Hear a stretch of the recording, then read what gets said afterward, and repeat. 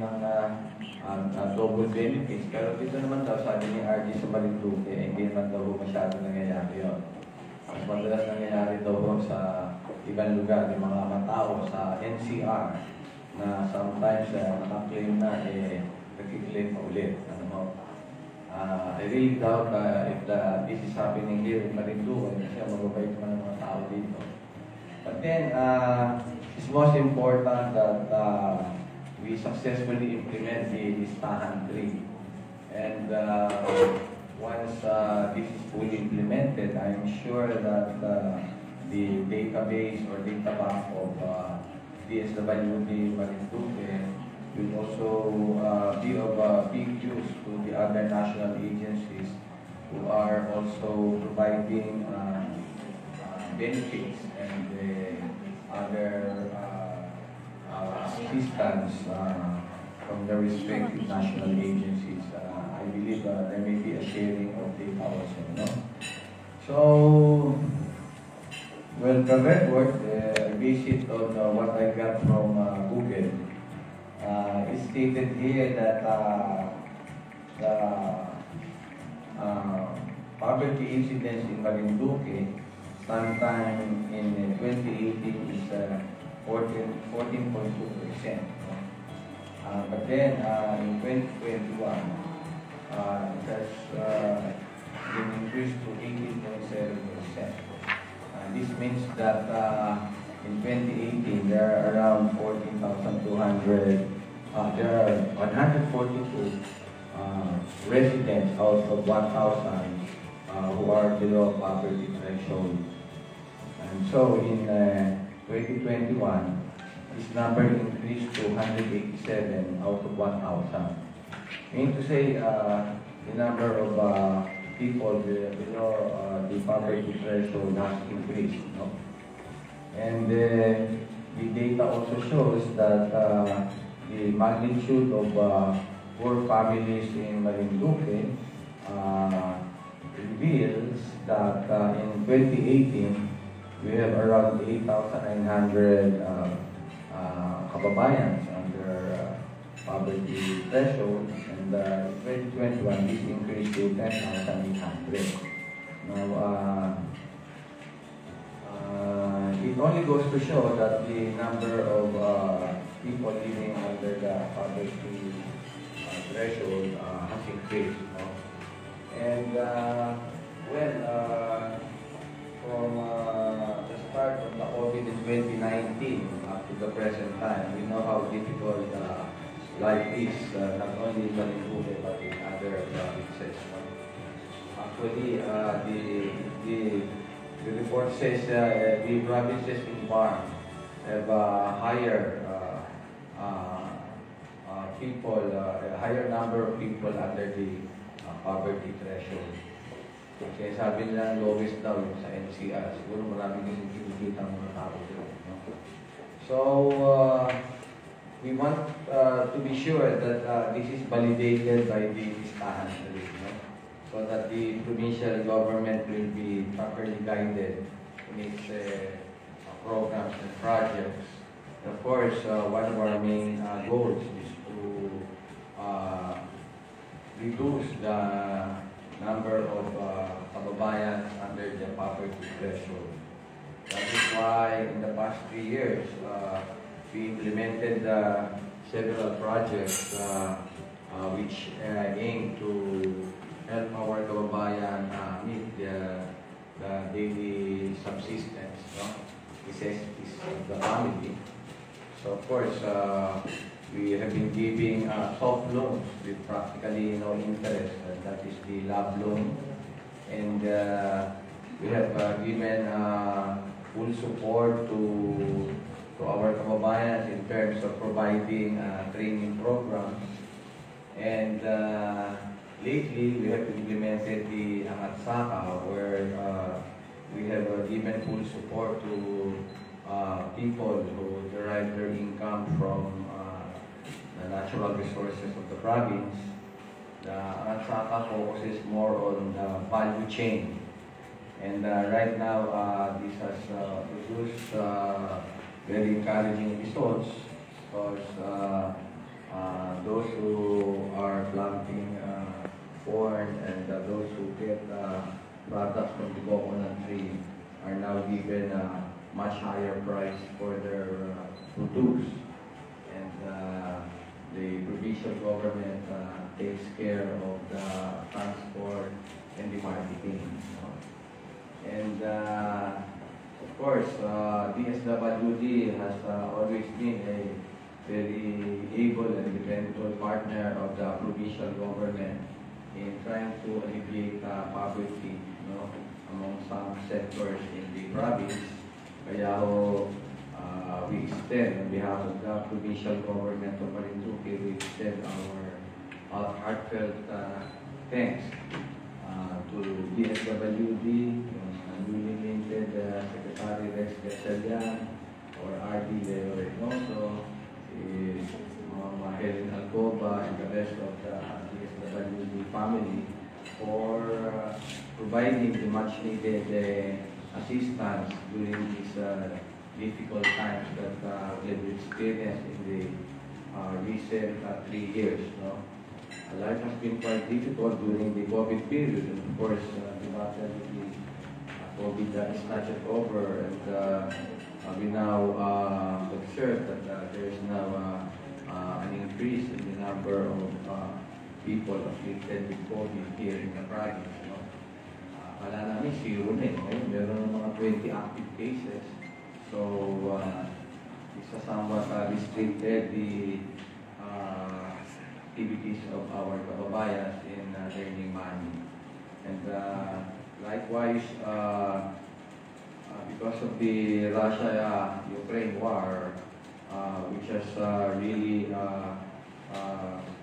gave too much prejudice to not only to Marinduqueños, not only to Filipinos, but almost a big number of countries worldwide.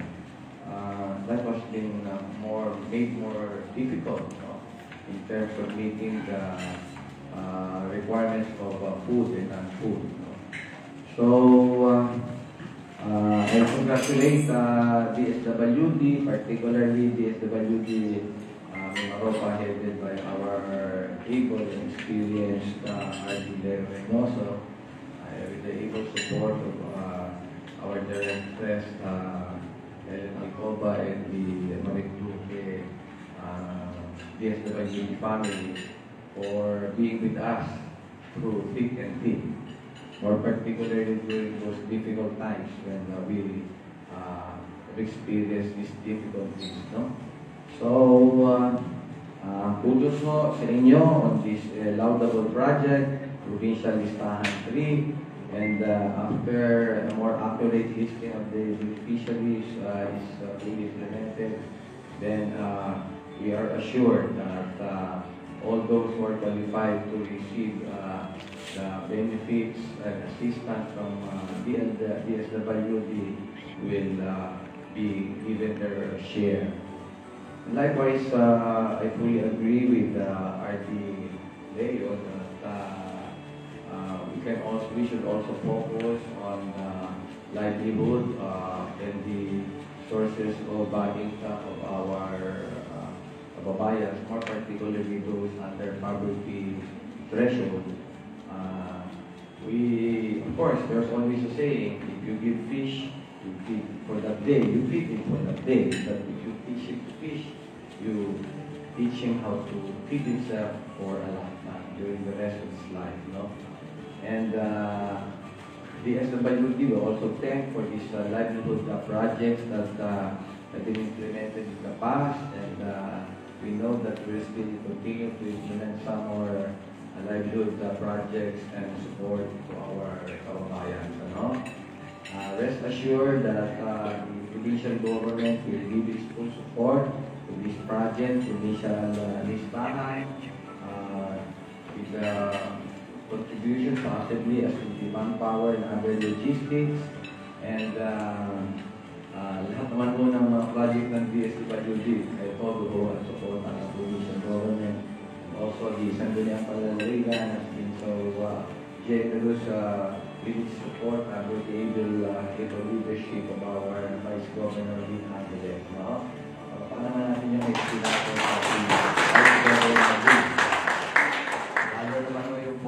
State, ang ating news network, MNN, lagi mo nating partner sa pag-disseminate ng mga information. Maraming salamat, kapatid Namyong, at sa mga kasamahan mo dito sa Marinduque. Yun lang po, again, our heartfelt thanks to DSWD. Mabuhay po kayo at patuloy po tayo sa pagpapaunlad ng ating magandang lalawigan ng Marinduque. Maraming salamat po.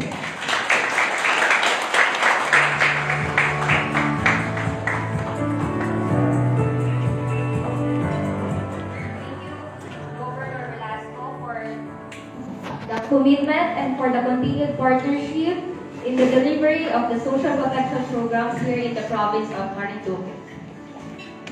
We would like to acknowledge the presence of our Vice Governor Maria Adeline Angeles. At this juncture, may we call on our DSWD Mimarapa officials, RD Leo, our PPD Chief Ma'am Edith, and our SWAT team leader, Ma'am Helena Alcoba, to award the certificate of appreciation to our Honorable Governor Velasco.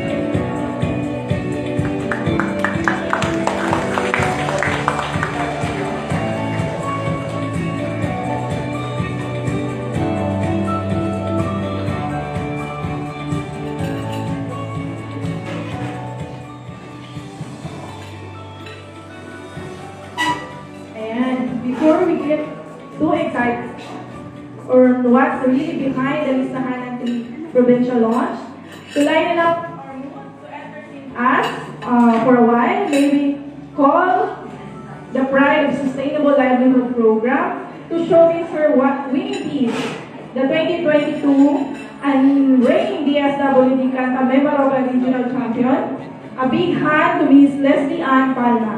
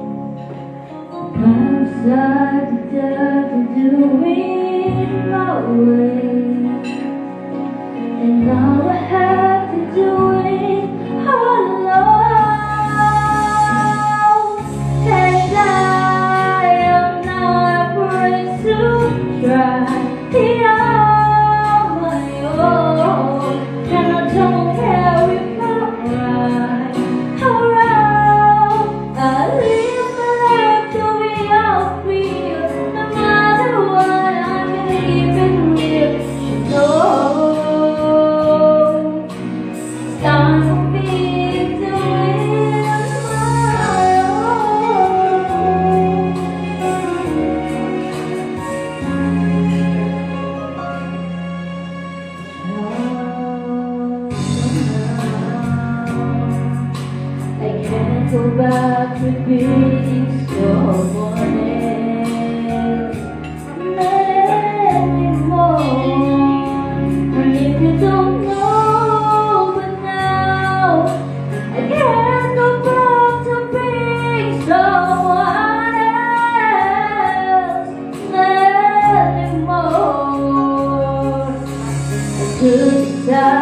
days to do it my way. And now it's time for me to take control. And I'm not afraid to try it on my own. And I don't care if I'm right or wrong. I live my life doing how I feel. No matter what, I'm gonna keep it real. You know, it's time for me to do it. I start again, go back to one. I'm gonna change it my way. It's coming now, it's just because. Don't even think about it, turn away about it. I'm saying names, no one's a mine. 'Cause I'm gonna take my time. Talk to me, don't want it, stand alone, stand alone. Oh, and I'm not afraid to try it on my own. And I don't care if I'm right or wrong. I live my life doing how I feel. No matter what, I'm gonna keep it real. You know, it's time for me to do it. See, I am not afraid to try it on my own. And I don't care if I'm right or wrong. I live my life doing how I feel. No matter what, I'm gonna keep it real. You know, it's time for me to do it. Thank you po.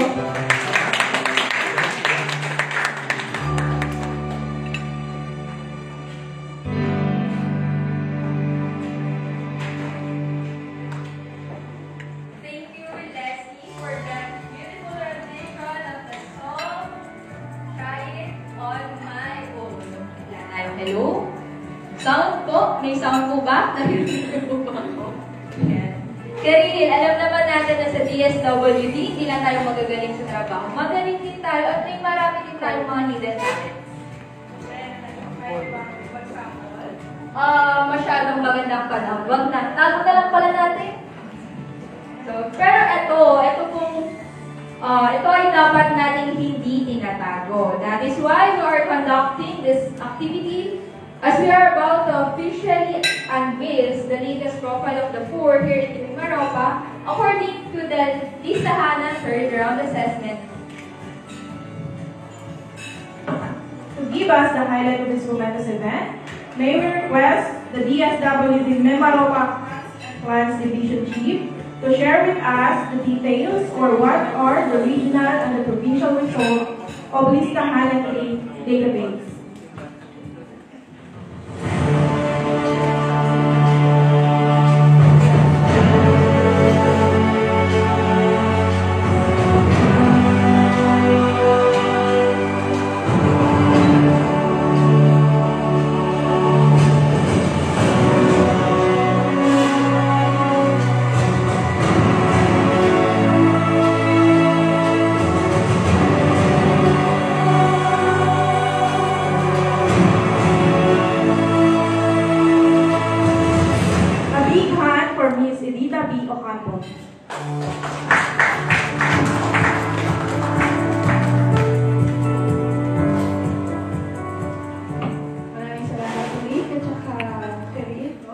Magandang hapon po sa ating lahat. Maraming salamat po sa mainit na pagtanggap ko. At saka sa lahat po ng mga Maritiqueños. Okay, so, to share with you, nabanggit na rin po kanina ni Ardito na itong listahanan. Go, Christian, start na. Sige, ito po listahanan, it started in 2007-2008. No? Yung nabanggit na niya kanina na ang dami-dami mga programs and services, poverty reduction programs ang Pilipinas, pero bakit ganun pataas pa rin yung kahirapan? No? from 2003 to 2006, about 4% ang pagtaas ng poverty. Pagtaas po ng kahirapan sa Pilipinas. So ano naging problema? Isang nakita po dito kasi doon sa pag-aaral ng National Service Center for Social Welfare and Welfare Project, no, na wala tayong isang targeting mechanism. Kanina nabanggit ni Sir Joel doon sa SGLG nila, anong pamamaraan ng kanilang pagka-target sa kanilang mga beneficiaries, no, or doon sa kanilang programs and services. So it's a good thing, no, na i-share po namin sa inyo ngayon yung provincial results ng Marinduque for the Listahan 3, no, from the experience ng Listahan 1 in 2015, 2009, 2015, Listahan 2 at Listahan 3. Okay, dito para siya. Sige. Next, please. Okay, so listahan, ano, just an, yes, ayan. Gusto lang namin emphasize, no, tulungan niyo rin po kami na yung information dissemination, especially with the PIA, no?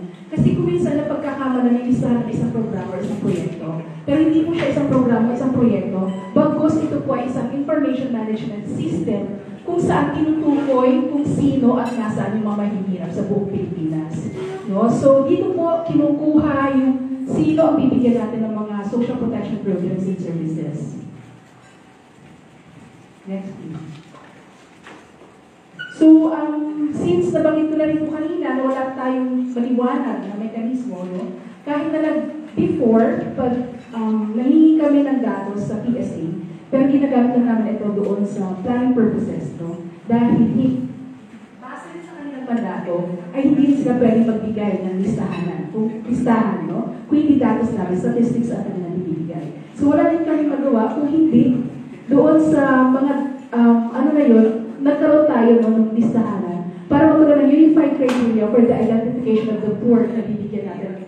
Para given yung pangatlong given the limited resources, banggit nga ni Ardy kanina, no, nakakaunti yung resources ng Pilipinas. So dapat, bullseye, pag nagbibigay tayo ng mga resources, basta sana nakakaunti yung leakage at saka wastage natin, no, given the limited resources. And para makapagbigay tayo ng kalidad na servisyo sa ating mga binibigyan ng services. Next, please. Okay, so ito po yung mga legal mandates, no, ng listahanan.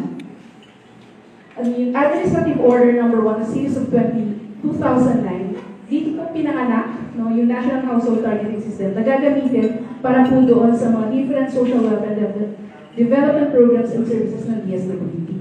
No? At dito rin po, noong 2019 po, no, yung Administrative Number 2, paano i-share yung datos natin na nakalap doon sa listahanan.